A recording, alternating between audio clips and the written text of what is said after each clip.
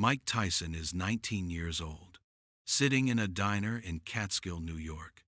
Across from him is Muhammad Ali, 43 years old, 3 years retired, face already showing the early signs of what they're calling Parkinson's. His hands tremor slightly when he reaches for his coffee. His voice, that famous voice, is softer now, slower, but still unmistakably his. This meeting wasn't supposed to happen. Tyson's trainer, Cus D'Amato, doesn't know about it. He would lose his mind if he knew, because Cus D'Amato hates Muhammad Ali. Not the casual dislike of rival trainers. Real hate. The kind that comes from betrayal, from public humiliation, from having your life's work mocked on national television by the fighter you once tried to help. And Mike Tyson, who loves Cus like a father, who owes everything to the old man, is sitting across from the person who destroyed him. This is 1985, November, 3 months before Tyson's professional debut, 3 months before he becomes the youngest fighter to ever destroy someone in the first round, before the fear, before the legend, before Iron Mike. Right now, he's just a kid from Brownsville who found a home with an old trainer in upstate New York, a kid trying to understand why his father figure hates his hero. Tyson has been planning this for weeks, called Ali's people, arranged the meeting, picked a place far from Catskill where nobody would see them, because he needs to know, needs to understand what happened between Ali and Cus, why a man who doesn't hate anyone carries that specific anger for that specific fighter. Mr. Ali, Tyson starts, his voice uncertain, young, not the growl it will become. Thank you for meeting me. Call me Muhammad, and I'm happy to meet you. Cus talks about you, says you're going to be special. You know Cus? Ali's face changes, something careful sliding into place. I know him, from a long time ago. That's what I wanted to ask you about. Tyson leans forward. What happened between you two? Why does he hate you? Ali is quiet, picks up his coffee, drinks, buying time. The tremor in his hand makes the cup shake slightly. He sets it down. Did Cus tell you to ask me this? No. Tyson shakes his head. He doesn't know I'm here. If he knew, he'd kill me. Then why are you here? Because you're my hero. Been my hero since I was 7 years old, watched every fight, studied every move. You're the reason I wanted to box. But Cus is my family. He saved my life. Took me in when nobody else wanted me. Taught me everything. And he hates you. Won't even say your name. Just calls you that man when he has to reference you.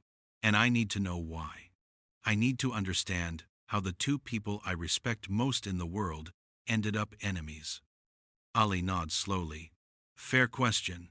Deserves a fair answer. But you're not going to like what I tell you. Try me. Ali looks out the window, watching cars pass, gathering his thoughts, or maybe deciding how much truth to share.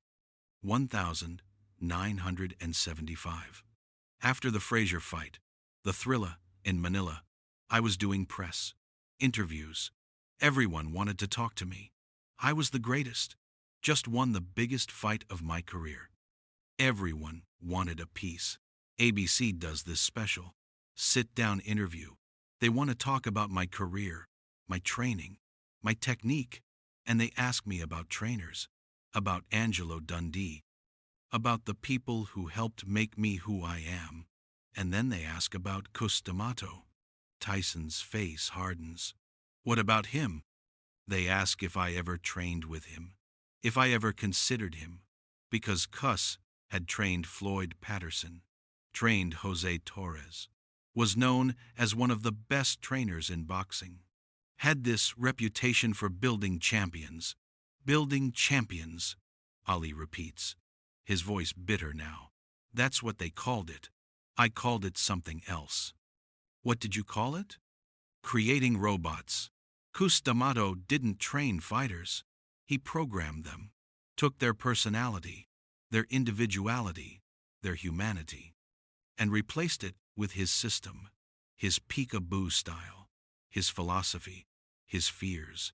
He turned Floyd Patterson into a man so terrified of losing that he wore disguises after defeats. So ashamed of being human that he couldn't show his face. That's what Cus D'Amato did. He didn't build champions. He broke men and rebuilt them into what he wanted. Tyson's fists clench under the table. That's not true. Isn't it? Ali's eyes are hard now, sharp. Mike, I'm going to tell you something about Cus D'Amato that he probably never told you. That he never tells any of his fighters. Cus hates himself. Hates that he was never good enough to be a fighter. So he lives through his fighters instead. Controls every aspect of their lives. Isolates them from everyone. Makes them dependent on him. Makes them believe that without him, they're nothing. That's not training. That's ownership. You don't know him. Don't I? Tell me something, Mike. Where do you live? With Cus. In Catskill. Away from everyone you knew growing up. Away from your friends. Your family. Who do you spend time with? Cus. His partner Camille. Kevin Rooney. Other trainers. Who else? Nobody else. Because Cus doesn't let you have anyone else. Because if you had other people, other influences, you might not need him, might not depend on him, might not be completely under his control. And Cus can't handle that. Can't handle not being the most important person in his fighter's life. That's what he did to Floyd, what he did to Jose. And that's what he's doing to you. Tyson stands. This is bullshit. Sit down, Mike. I'm telling you the truth. Your truth, not the real truth. Ali's voice gets harder, louder, the old power coming back despite the Parkinson's. You want the real truth? Fine. I'll tell you what I said in that interview, what I really said that made Cus hate me. The interviewer asked if I would ever let Cus train me, and I laughed right in his face.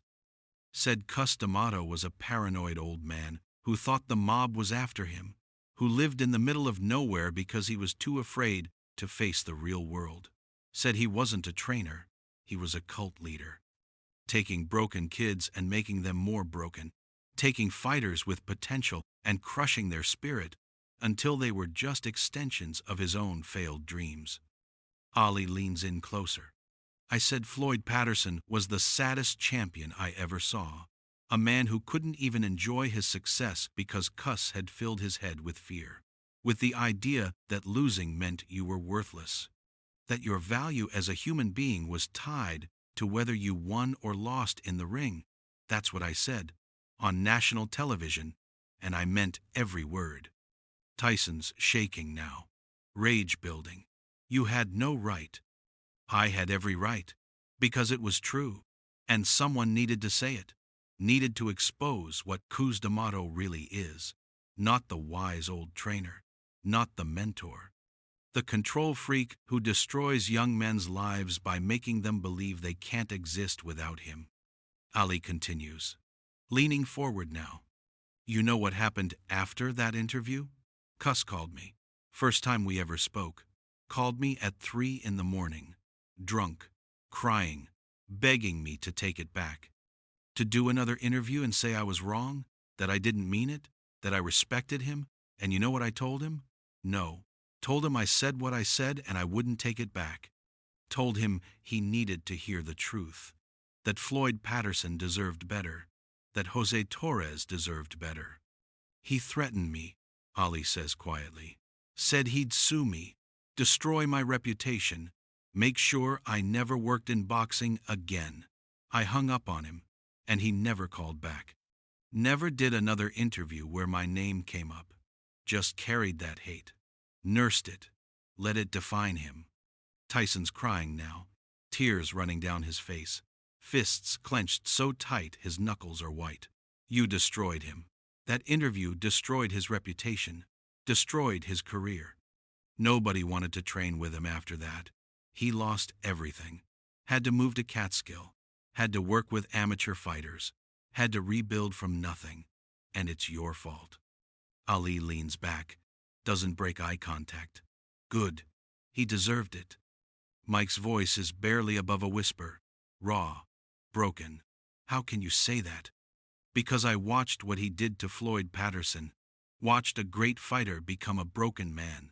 Watched him wear disguises after I beat him because he was so ashamed of losing that he couldn't show his face in public.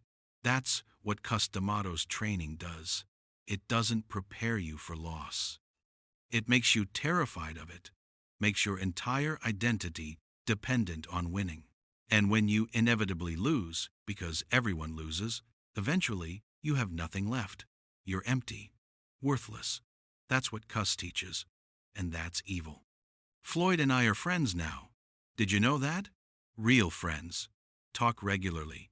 And you know what he told me last year? Told me that Cus D'Amato ruined him. Made him so afraid of losing that he couldn't enjoy winning. Made his life a prison of fear and shame and dependence. Floyd thanked me for that interview. Said someone needed to say it. Needed to expose what Cus really was, even if it came too late to save him. Tyson sits back down, stares at the table, his world fracturing. But Cus saved me. Did he? Or did he just find another broken kid he could mold? Another fighter he could control? Mike, look at your life right now. You're 19 years old. You live with your trainer? You have no friends outside boxing, no relationships, no life outside what Cus plans for you. You're completely dependent on him. And you think that's normal. That's what Cus does. He finds kids with no one, no family, no support, no options, and he becomes everything to them. Becomes father, trainer, friend, God, makes them believe they can't survive without him, and then he controls every aspect of their existence. That's not mentorship, that's manipulation. You're wrong. Am I? Then answer me this. What happens if you lose? If you have a bad fight? If you don't live up to expectations? What happens to your relationship with Cus? Tyson doesn't answer, can't answer, because he knows, deep down he knows, that Cus's love is conditional, tied to performance, to success, to being the fighter Cus needs him to be. That, if he fails, if he loses, if he disappoints, that love disappears, and he'll be alone again, like he was before Cus found him. You think I destroyed Cus? Ali says quietly. But Cus destroys everyone he touches. I just exposed it, made it public, made it so other people could see what he really is, instead of the myth he built. And yeah, it hurt him, hurt his reputation, hurt his career. But it also stopped him from doing to other fighters what he did to Floyd, what he's doing to you. So I don't apologize for that interview. I don't regret what I said. I did what needed to be done. Tyson stands again. This time doesn't sit back down. I need to go. Mike, don't. Just don't. I shouldn't have come here. Tyson walks to the door. Ali calls after him. One more thing, Mike. Tyson stops. Doesn't turn around. When you become champion, and you will, because you're that good, remember that your value as a person isn't tied to winning. That losing doesn't make you worthless. That your identity is more than what happens in the ring. Floyd forgot that. Cus made him forget it. Don't let it happen to you. Tyson leaves, drives back to Catskill, walks into Cus's house at midnight. Cus is waiting, always waiting. Where were you? Driving. Needed to think. About what? Tyson looks at Cus, really looks at him, sees for the first time what Ali described, the control, the manipulation, the conditional love disguised as mentorship. Nothing, just thinking about my debut, about the fight, about making you proud. Cus nods, satisfied. You'll make me proud. I know you will. You're going to be the youngest heavyweight champion in history, going to show everyone that my system works, that I was right all along, that I'm still the best trainer in boxing despite what that bastard Ali said about me. What did Ali say? Tyson asks, even though he knows. Cus's face darkens. Vicious. Ugly. Doesn't matter. Ancient history. The ramblings of a man who thought he was God. He tried to destroy me. Failed. Because I'm here. I survived. And you're going to prove him wrong. Prove that Cus D'Amato's methods work. That I know how to build champions. That everything he said was a lie. Tyson sees it then. Sees that Cus's love for him isn't really love. It's vindication. Revenge. Proof that Ali was wrong. Tyson isn't a person to Cus. He's a weapon. A tool. A way to strike back at the man who humiliated him on national television 10 years ago. That night, Tyson lies in bed, can't sleep, thinking about everything Ali said, everything Cus didn't say, thinking about Floyd Patterson wearing disguises, about fighters whose identities are destroyed by the need to win, about what happens when he eventually loses, because everyone loses eventually, even him. 3 months later, Tyson makes his professional debut, knocks out Hector Mercedes in the first round, begins the run that will make him the youngest heavyweight champion in history. Exactly what Cus predicted. Exactly what Ali warned him about. And the whole time, Tyson carries the knowledge that his success isn't really his. It's Cus's vindication. It's the old trainer using a 9-year-old kid to settle a decade-old score. November 1985. Less than a year after that meeting in the diner, Cus D'Amato dies. Pneumonia. 77 years old. Never reconciled with Ali. Never let go of the hate. Died believing he'd prove Ali wrong through Mike Tyson. Died believing he was right. At the funeral, Tyson breaks down. Sobs uncontrollably. Everyone thinks it's grief. Pure grief. Loss of a father figure. But it's more complicated. It's grief, yes. But it's also relief. Relief that the control is over. That he's free. And guilt. Overwhelming guilt for feeling relieved. For knowing that Ali was right. That Cus did manipulate him. Did control him. Did make him dependent. And now Tyson has to figure out who he is without Cus. Without the control. Without the man who saved him and destroyed him in equal measure. The years that follow prove Ali right. Tyson becomes champion, becomes the most feared fighter in the world, but also becomes lost. Without Cus's control, he doesn't know how to function, doesn't know how to make decisions, doesn't know who to trust. Surrounds himself with leeches and manipulators, makes terrible choices, destroys his career, his finances, his freedom, ends up in prison, becomes a cautionary tale instead of a legacy. And in the quiet moments, when he's alone, he thinks about that meeting, about what Ali said, about how Cus didn't prepare him for life without Cus, just made him dependent, made him believe he was nothing without the old trainer. And when the old trainer died, that belief became reality. 2005. 20 years after that meeting in Catskill, Mike Tyson visits Muhammad Ali. Ali is 63 now, Parkinson's severe, barely speaks, communicates mostly through gestures. His wife Lonnie helps interpret. Tyson sits with him for hours, doesn't say much, just sits. Finally, as he's leaving, he leans close, whispers, "You were right, about Cus. About everything. He did destroy me. Just took longer than destroying Floyd. Longer and more complete." Ali's hand trembling, always trembling, reaches out. Touches Tyson's face. A gesture of understanding, of shared pain, of recognition that they're both casualties of the same disease. The disease of being used, of being tools instead of people, of having their humanity sacrificed for someone else's validation. Tyson cries. Ali cries. Two destroyed champions. Two men who were the best at what they did. Two people who paid prices they didn't understand until too late.